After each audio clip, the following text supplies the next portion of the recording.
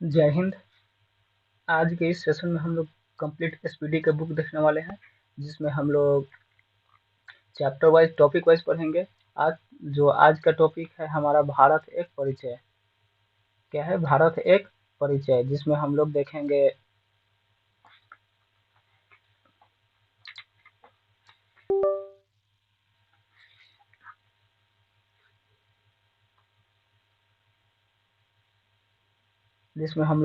भारत का विस्तार। एक नाम तो क्या है? भारत का विस्तार। उसके बाद अक्षांशीय विस्तार देखेंगे, फिर इसका क्षेत्रफल कितना है वो देखेंगे, फिर अक्षांशीय विस्तार,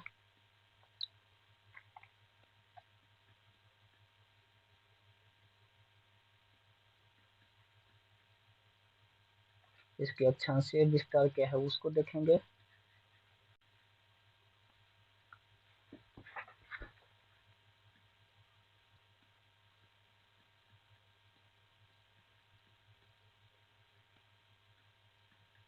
अक्षांशीय विस्तार, उसके बाद भारत एवं कर्क रेखा,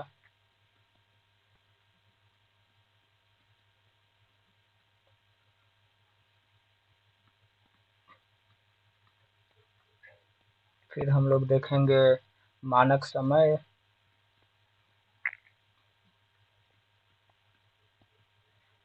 फिर देखेंगे इसकी दूरस्थ बिंदु,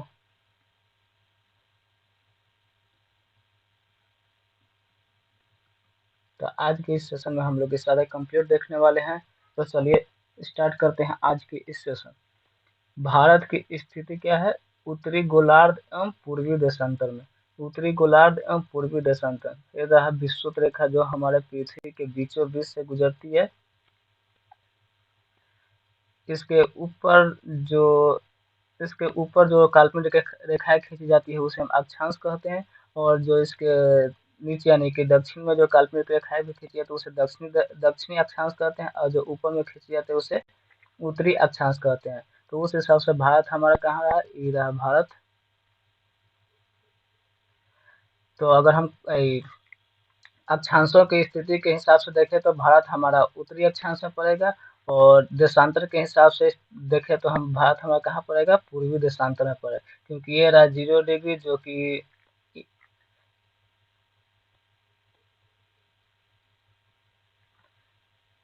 ग्रीनविच से गुजरती है। तो इस हिसाब से देखें तो हमारा भारत कहाँ पे है? पूरब में। और अक्षांशों के हिसाब से देखें तो भारत कहाँ पे? उत्तर में। इसलिए भारत की जो स्थिति है उत्तरी गोलार्ध एवं पूर्वी देशांतर में है। ओके, चलिए आगे देखते हैं भारत की आकृति। भारत की आकृति कैसी है? भारत की आकृति चतुष्कोणीय है, जो कि ऊपर में इंदिरा कौल, नीचे में केप कमरीन, इधर गुहार मोती, और पूरा में कीबूती। तो अगर हम देखेंगे तो लगभग लगभग भारत की जो आकृति है वो कैसी है? चतुष्कोणीय है। भारत के कुल क्षेत्र 32,87,263 वर्ग किलोमीटर। ओके, भारत के कुल क्षेत्रफल कितना है? 32,87,263 वर्ग किलोमीटर, जो कि संपूर्ण विश्व के क्षेत्रफल का 2.42% है। ओके, भारत के कुल क्षेत्र कितना है? 32,87,263 वर्ग किलोमीटर, जो संपूर्ण विश्व के क्षेत्रफल का कितना है? 2.42%। और संपूर्ण विश्व की जो जनसंख्या उसकी 17.5% कहाँ पे निवास करती है? भारत में निवास करती है। तो ये बहुत ही इंपॉर्टेंट पॉइंट है, इसको नोट कर लेंगे। भारत के कुल क्षेत्र 32,87,263 वर्ग किलोमीटर, जो कि संपूर्ण विश्व के क्षेत्रफल का 2.42% है। और जो संपूर्ण विश्व की जो जनसंख्या है उसकी 17.5% भारत में निवास करती है। भारत की राजधानी कहाँ पे है? नई दिल्ली है। 1912 से पहले यह राजधानी कहाँ पे थी? कोलकाता में थी। देखिए 1912 में था, 1912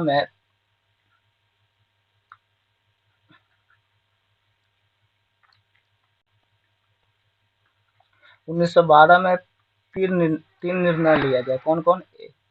पहला क्या था? जो भारत की राजधानी थी कोलकाता, उसको दिल्ली लाया गया।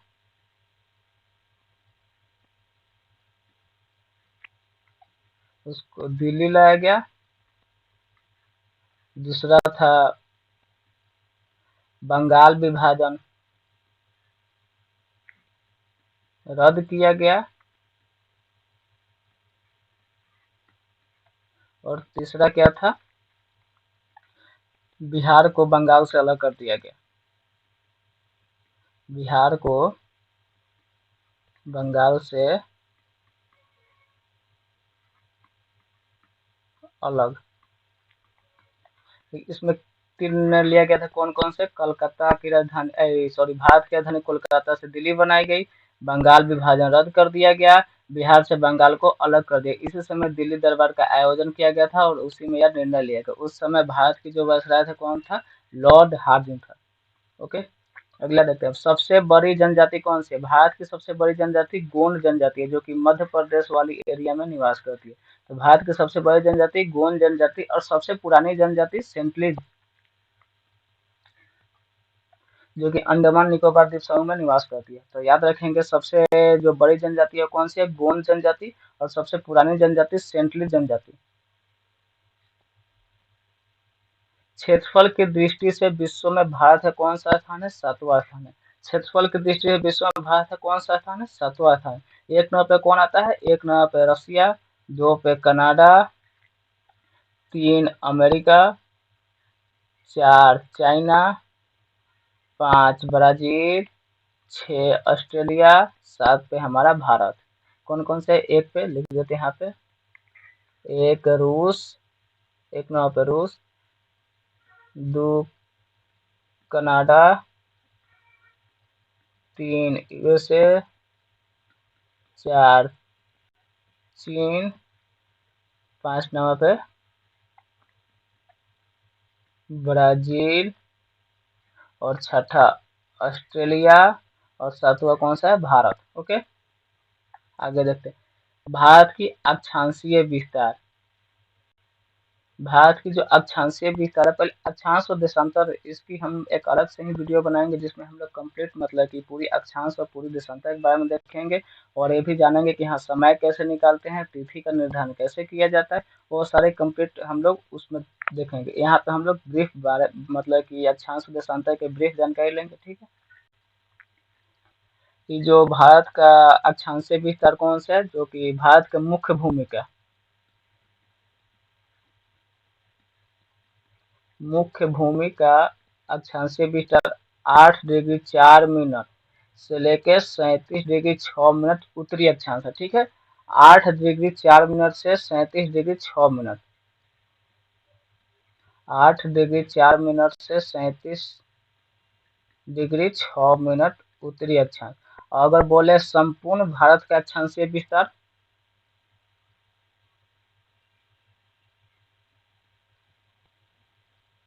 संपूर्ण भारत का अक्षांशीय विस्तार तो हो जाएगा 6 डिग्री 45 मिनट से लेके 37 डिग्री 6 मिनट उत्तरी अक्षांश।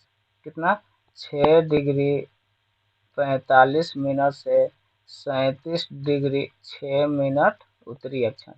तो याद रखिएगा, अगर क्वेश्चन देख लिया क्या पूछ रहा है, ठीक है। अगर बोलेगा मुख्य भूमि का अक्षांशीय विस्तार तो 8 डिग्री 4 मिनट से लेकर 37 डिग्री 6 मिनट, और संपूर्ण भारत का अक्षांशीय विस्तार 6 डिग्री 45 मिनट से लेकर 37 डिग्री 6 मिनट उत्तरी अक्षांश है। ओके, अब देशांतरीय विस्तार देख लेते हैं। भारत की देशांतरीय विस्तार कितनी है, 68 डिग्री 7 मिनट पूर्वी देशांतर से लेके 97 डिग्री 25 मिनट पूर्वी देशांतर। कौन कौन है, 68 डिग्री 7 मिनट पूर्वी देशांतर से 97 डिग्री 25 मिनट पूर्वी देशांतर।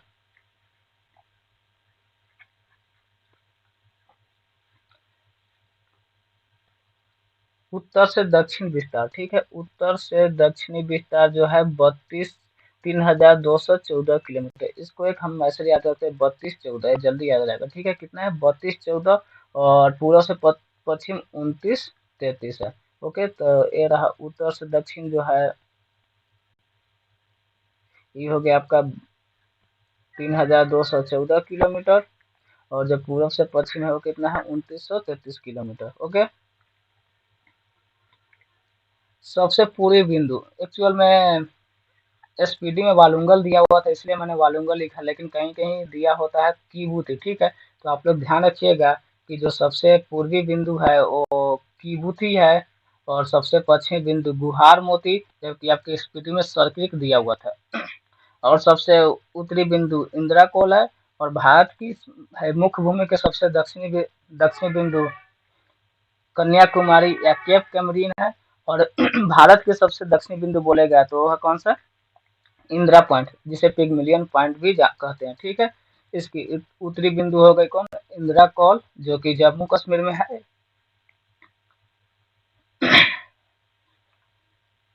दक्षिणी बिंदु इंदिरा पॉइंट है, जो दक्षिणी बिंदु कौन सा, इंदिरा पॉइंट है, जो कि ग्रेट निकोबार में स्थित है। इसे पिगमिलियन पॉइंट भी जानते हैं, कहते हैं। प्रायद्वीपीय भारत यानी मुख्य भूमि का दक्षिणी में कौन सा है, केप कैमरीन या कन्याकुमारी, जो कि तमिलनाडु में। केप कैमरीन मैप में देख लेंगे, केप कैमरीन ये रहा। ठीक है, ये रहा केप कैमरीन, जो कि जिसे कन्याकुमारी भी कहते हैं, जो कहाँ पे, तमिलनाडु राज्य में स्थित है। द्वीपों की कुल संख्या, भारत में द्वीपों की कुल संख्या कितनी है, 247 है, जिसमें से 204 कहाँ पे है, बंगाल की खाड़ी में है, और बाकी सब अरब सागर में। ठीक है,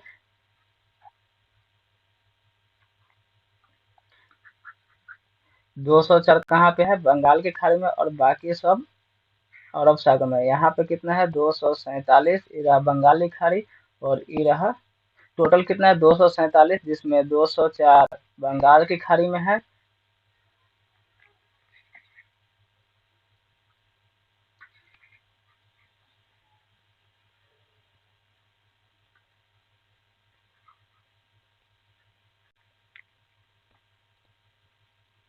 204 आपका बंगाल की खाड़ी में हो जाएगा, और 43 जो है वो अरब सागर में है। ठीक है, याद रखिएगा, 204 बंगाली खाड़ी और 43 कहाँ पे, अरब सागर में। स्थल सीमा की कुल लंबाई कितनी है, 15,200 किलोमीटर। स्थल सीमा की कुल लंबाई 15,200 किलोमीटर। एक बार देख लेते हैं, स्थल से लगने वाला देश मतलब कि स्थलीय सीमा बनाने वाले राज्य कौन कौन से है। राजस्थान, एक नंबर पे गुजरात, दूसरा राजस्थान, तीसरा पंजाब, जम्मू कश्मीर और लद्दाख, और इधर हिमाचल प्रदेश, फिर इधर उत्तराखंड, नेपाल, बिहार, सिक्किम, पश्चिम बंगाल, असम, अरुणाचल प्रदेश, नागालैंड, मिजोरम, मणिपुर, और इधर त्रिपुरा। ओके, याद रखिएगा। और ये रहा मेघालय, जो कि बांग्लादेश से सीमा बनाती है। ठीक है,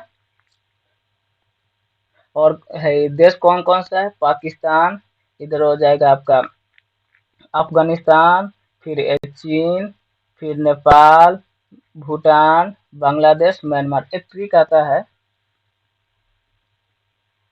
बचपन में, बचपन में MBA, ब से बांग्लादेश,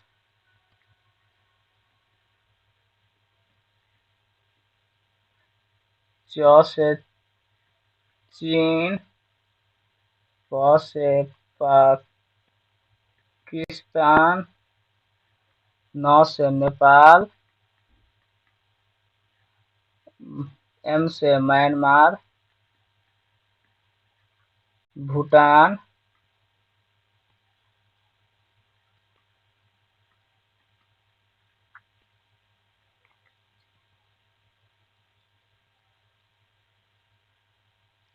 और A से अफगानिस्तान।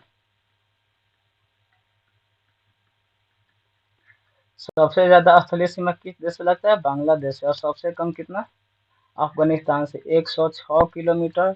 हालांकि आप हुसैन माजिद हुसैन की किताब में देखिएगा तो 80 किलोमीटर ही दिया हुआ है, और बांग्लादेश से 40-96 किलोमीटर लगता है।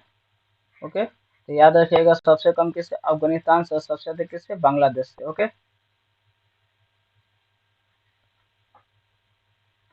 तटीय भाग की लंबाई कितनी है, 7516.5 किलोमीटर। तटीय भाग की लंबाई कितने 7516.5 किलोमीटर, जिसमें देख कौन कौन से आता है।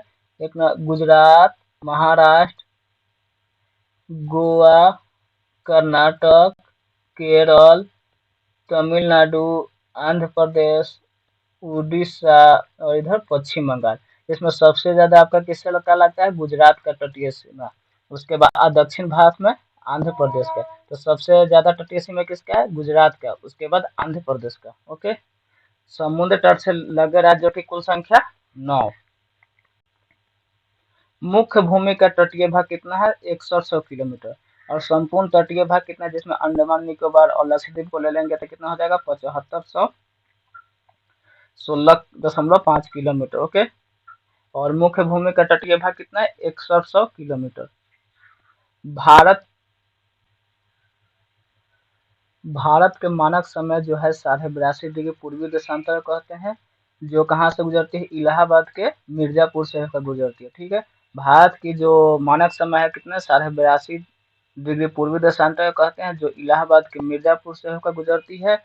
पूर्वी जो 82.5 डिग्री पूर्वी रेखा गुजरती है वो कितने राह से होकर गुजरती है 5 राह से होकर गुजरती है। एक नाव कौन सा है उत्तर प्रदेश, दूसरा मध्य प्रदेश, तीसरा छत्तीसगढ़, चौथा उड़ीसा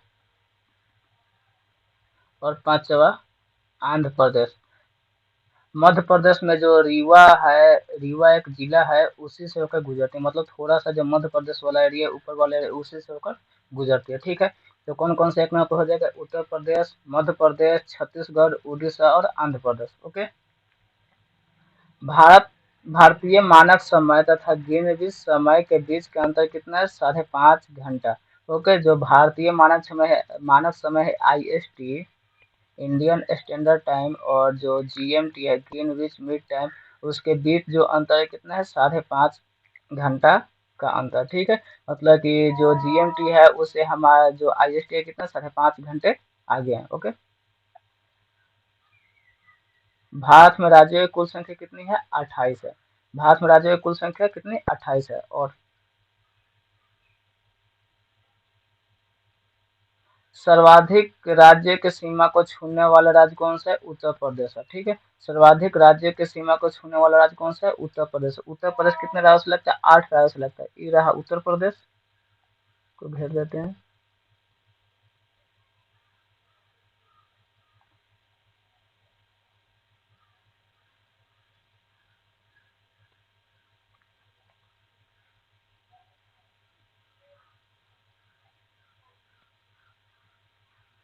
इसे कौन कौन सा सीमा बनाता है, एक में उत्तराखंड, दो हरियाणा, तीन दिल्ली, चार राजस्थान, पांच मध्य प्रदेश, छह झारखंड और सात हमारा बिहार। ठीक है। कौन कौन है उत्तराखंड, हरियाणा, दिल्ली, राजस्थान, मध्य प्रदेश और ये झारखंड और ये कौन सा है बिहार। ओके।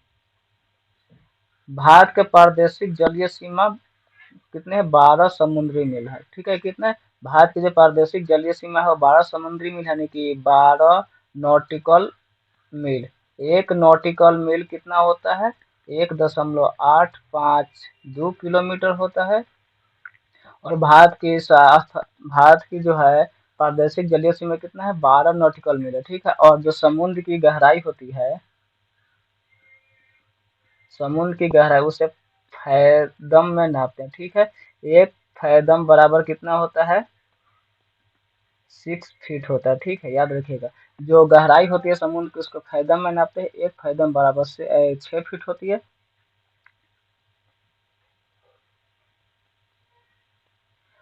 भारत के मध्य से गुजरने वाली रेखा कौन सा है कर्क रेखा। ठीक है। भारत के मध्य से गुजरने वाली रेखा कौन सा है कर्क रेखा है, जो कि भारत के एकदम बीचों बीच से होकर गुजरती है।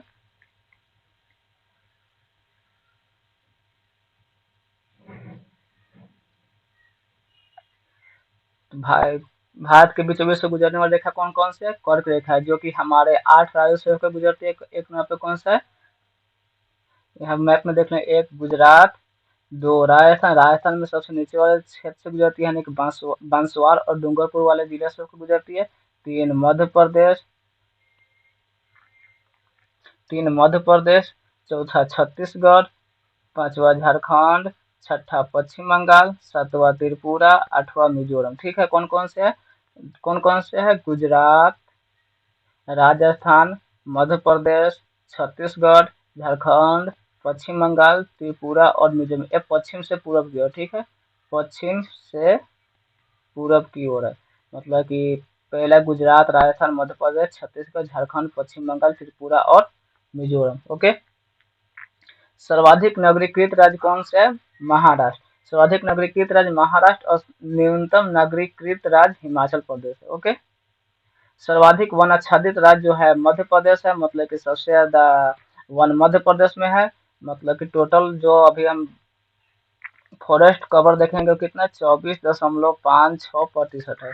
उसमें सबसे ज्यादा अगर फॉरेस्ट कवर है, फॉरेस्ट और ट्री कवर, वो कहाँ पे है? मध्य प्रदेश में। ओके। और सबसे न्यूनतम वन आच्छादित राज्य कहाँ पे है? हरियाणा है। मतलब कि सबसे अधिक मध्य प्रदेश में और जो सबसे न्यूनतम है वह कहाँ पे है? हरियाणा में है। सर्वाधिक वर्षा होती है, सर्वाधिक वर्षा कहाँ पे होती है? मानसीराम मेघालय में होती है, जो कि कहाँ पे है? गारो पहाड़ी के दक्षिण में। इसलिए जब हमारी मानसून इधर से आती है तो उसमें उससे टकराती है, जिसके कारण वहाँ पे सबसे ज्यादा वर्षा होती है। न्यूनतम वर्षा कहाँ पे होती है? जो न्यूनतम वर्षा होती है वो लेह यानी कि कश्मीर में होती है, और सर्वाधिक वर्षा कहाँ पे होती है? मानसीराम में होती है। ठीक है। सबसे प्राचीन पर्वत कौन से? भारत के सबसे प्राचीन पर्वत अरावली पर्वत है, अरावली। और सबसे नया हिमालय। ठीक है। भारत के सबसे प्राचीन पर्वत अरावली पर्वत है। अरावली के बारे में एक दो महत्वपूर्ण बातें देख लेते हैं। कौन से? अरावली की सबसे ऊंची चोटी कौन सा है? गुरु शिखर है, गुरु शिखर है, जो कि माउंट आबू पहाड़ी पे स्थित है। ठीक है।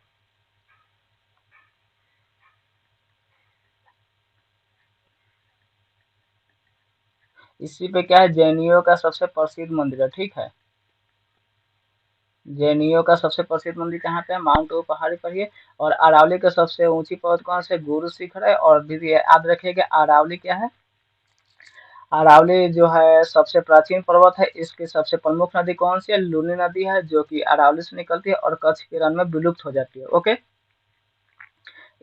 अरावली से निकलने वाली सबसे प्रमुख नदी कौन सी है? लूनी नदी है, जो कि अरावली से निकलती है और कच्छ के रण में क्या होती है? विलुप्त हो जाती है। यहाँ पे 3 महत्वपूर्ण पॉइंट कौन कौन से? कि भारत की सबसे प्राचीन पर्वत कौन सी है? अरावली। इसके सबसे ऊंची शिखर कौन से? गुरु शिखर, जो कि माउंट आबू पहाड़ी पर है। और यहाँ पे जैनियों के प्रसिद्ध मंदिर कहाँ पे है? अरावली पर्वत यानी गुरु शिखर पे है, माउंट आबू पहाड़ी में। सबसे नवीन पर्वत कौन सा है? हिमालय। ठीक है। सबसे नवीन पर्वत या वलित पर्वत जिसको बोल सकते हैं, फोल्डेड माउंटेन कौन से? हिमालय पर्वत है। हिमालय के भी 4 भाग होता है। कौन कौन से? काराकोरम, सॉरी,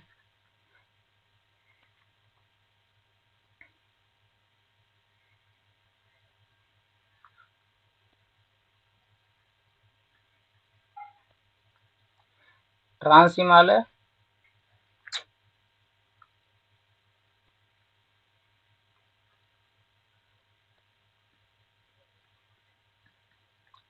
ट्रांस हिमालय, बृहद हिमालय, लघु हिमालय,